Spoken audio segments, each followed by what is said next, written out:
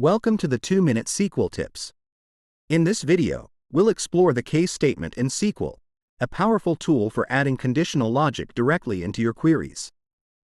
And yes, we'll keep it short and simple.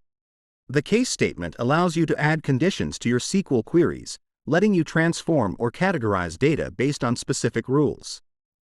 It works like an if-else structure in programming, but within SQL. Here's the syntax for the case statement. Each when specifies a condition, and the corresponding then gives the result if the condition is true.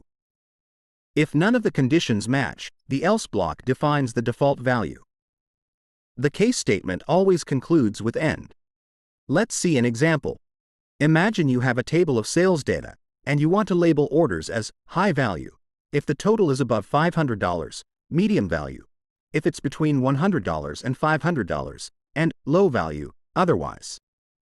Here's how you'd write that query. In this query, the case statement checks the order underscore total column for each row.